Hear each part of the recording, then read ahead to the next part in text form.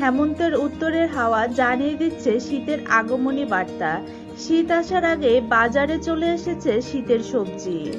সারা বছর লাউ শাক পাওয়া গেলেও শীতকালে লাউ ও লাউ শাক খাওয়ার মজাই আলাদা। আজকের পর্বে থাকছে শীতের সবজি দিয়ে নানা রকম খাবারের আয়োজনের গল্প।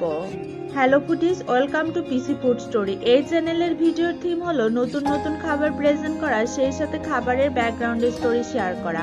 আশা করি প্রত্যেকটি ফুড স্টোরি আপনাদের কাছে ভালো লাগবে। চলুন তাহলে শুরু করি আজকের ফুড স্টোরি। আজ রান্না করেছি সিম্পল 4টা আইটেম, তার মধ্যে শীতের শাকসবজি দিয়ে করেছি রান্নাগুলো। প্রথমে করেছি দেশি রুই মাছের পাতলা ঝোল, আর দেশি রুই মাছ দিয়ে ঝোল খাওয়ার মজাই আলাদা। পরের রেসিপি হচ্ছে লাউ দিয়ে রুই মাছের মাথা।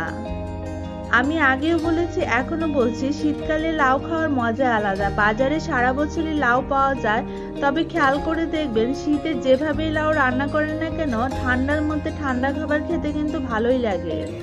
আজ রান্না করেছি রুই মাছের মাথা দিয়ে লাউ, আর রুই মাছের মাথা লাউ, বাঁধাকপি কিংবা শীতের সবজি দিয়ে রান্না করলে খেতে কিন্তু অনেক ভালো লাগে।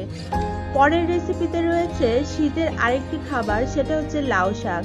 লাউ শাক বাজারে সারা বছরই পাওয়া যায়, তবে শীতকালে খেতে অনেক ভালো লাগে। আর এই লাউ শাকটা রান্না করেছি মুসুর ডাল দিয়ে। আজকে রান্না লাউ ও লাউ শাক দুটোই আমার মা বাড়ি থেকে পাঠিয়েছে। ভাবলাম আজকের আইটেমগুলো লাউ আর লাউ শাক দিয়েই করব। আর মুসুর ডাল দিয়ে যে কোনো শাক হাতে মেখে রান্না করলে এটা কিন্তু খেতে ভালো লাগে। আর লাউ শাক দিয়ে ডাল আরো ভালো লাগে। অনেকেই হয়তো খাননি, লাউ শাক দিয়ে এভাবে রান্না করে খেয়ে দেখবেন, খেতে কিন্তু বেশ লাগে।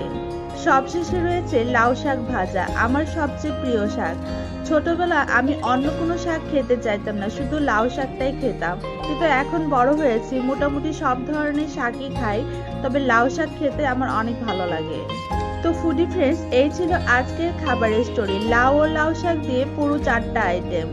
প্রথমে রয়েছে লাউ শাক, তারপরে ডাল দিয়ে লাউ শাক, আর লাউ দিয়ে রুই মাছের মাথা, আর রয়েছে রুই মাছের পাতলা ঝোল। আশা করি ফুড স্টোরি ভালো লেগেছে। সিম্পল খাবার দাবার হলেও খেতে কিন্তু বেশ মজা লেগেছে শীতের সবজি দিয়ে এই খাবারগুলো। সবাই হেলদি খাবার খান, সুস্থ থাকুন।